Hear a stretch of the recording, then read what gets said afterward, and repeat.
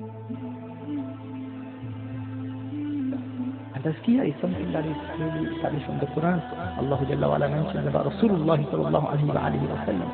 يَتْلُو عَلَيْهِمْ آيَاتِهِ وَيُزَكِّيهِمْ وَيُعَلِّمُهُمُ الْكِتَابَ وَالْحِكْمَةَ. What is it the Prophet sallallahu alayhi wa sallam does? He recites the ayat of Allah Jalla wa ala. He recites the Quran. And then the second thing is, وَيُزَكِّيهِمْ. The Prophet sallallahu alayhi wa sallam, he does tazkiyah. He does tazkiyah. He purifies. Zakka yuzakki means tazkiyah.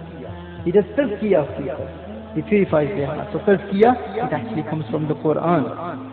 وَيُعَلِّمُهُمُ الْكِتَابَ وَالْحِكْمَةَ. And then he teaches them the book and wisdom, hikmah.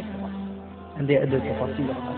So tazkiyah is something which we have taken directly from Rasulullah sallallahu alayhi wa sallam. How do you do tazkiyah? How do you purify your heart? Remember, there are 7 gates of the heart. And that is something that we all need to memorize. Each and every one of us. We need to know the importance of tazkiyah. There are 7 gates of the heart, whereby a person commits a sin. Sins are committed to 7 gates. The first one is the eyes, the tongue, the ears, the hands, the stomach, the private parts, and the feet. These are the 7 parts of the body with which a person sins. And these are the 7 parts you should imagine. Just imagine the heart with 7 gates. These are the 7 gates of the heart. If these 7 gates, if they remain open, then Satan attacks. He strikes arrows of poison in the heart. And this is what Imam Mujahid rahimahullah says. So just imagine, if you're looking at haram, then that means the gate of the eyes, that gate is open, and you're looking at haram. All satanic, filthy asrat are entering in the heart from the eye, from this one gate. If you are touching haram, if you're touching something which is impermissible, or if you're misusing your hand by hitting someone, by striking someone, by texting someone, by going on the internet and sending a message to a ghair mahram, or by using abusive language, or by breaking someone's heart by texting someone, or by swearing at someone, all of this is misusing your hand. So that means this gate is open and you're committing sins with the hands. In the same way, the ears listening to haram, the tongue backbiting, the private parts committing haram, the stomach is eating haram, and the feet by going to haram places. These are the 7 gates with which a person commits sin. Now, if these gates remain open, remember a lot of people say, I have been reading Quran for such a long time, but I don't feel the nur of the Quran. There's so many hadiths of the Prophet ﷺ, how the Quran gives you tranquility, how the Quran creates the nur in the heart, and then gradually the nur spreads, and it spreads all over the body.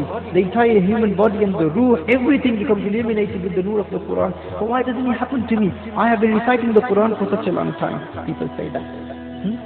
The reason why it doesn't happen to some people is because these 7 gates are open. These 7 gates are open.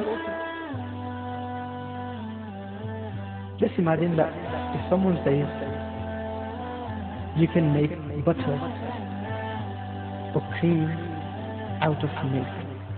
With milk you can make cream. You can make makhan with milk. Or you can make ghee with milk. Someone says that, and he teaches someone, says, look, get a container, a plate, a bowl, put some milk in it, and do certain things, and then after he gives you the complete procedure of making makhan, how to make cream and how to make butter, how to make dahi. So he tells him the complete method of it. He says, but I'll do everything that you told me to do, but still, I can't make cream out of it, I can't make butter out of it. It's impossible. Complain because it's impossible to do that. I've been doing it for such a long time. So with milk, you can't make butter. With milk, you can't make cream. It's impossible. Why? I've been doing everything that you told me to do, but it doesn't work. Someone says that, and then you go and you look at that container, you look at that plate where you were pouring the milk, and there's 6 big holes in the container. He puts milk in it, he pours milk in it, from one side it goes in and from the other side it comes out. What will you say to that person? You will say the milk has to remain in that container. It has to be contained within that container in order for it to change into butter and cream. So even though you're doing everything that we told you to do, but there's 7 big holes and it's impossible. Why? Because the milk, it doesn't remain in that container. You have to stay in it. There's 7 big holes in it. Like someone says, no, it's impossible. You can't make these things out of mere. It's impossible. You say, no, it's possible. But you have to close those seven eyes. Huh? In the same way, you're reciting Quran. You're doing awrad. You're doing wazaif. Oh, so and so told me to do this wazifa. I've been doing this wazifa for so long. But it doesn't work. But then people say that this wazifa will work miraculously. It will bring about a change in your life. It doesn't happen. There is no asr in the wazifa. No, the asr is in the wazifa. The nur enters, but the problem is there's 7 gates of your heart which are open. The nur enters from one side and comes out from the other side. The nur needs to remain in the heart. Once it will stay in the heart, then it will begin to spread and you will see the benefit of the nur. You see? You know, I've been reading wazaif for so long but nothing happens. You give me a ta'weez, you give the ta'weez, why doesn't it work?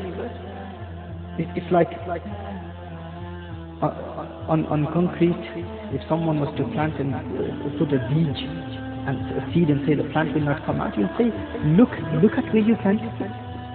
The zameen has to be the right zameen in order for you to plant it. On concrete you won't grow, the tree will not grow, the plant will not grow. So the awrad, the wazaif that are given to you, the ta'weezat are given to you, you have to have the right heart in order for you to benefit from it. So for that tazkiyah is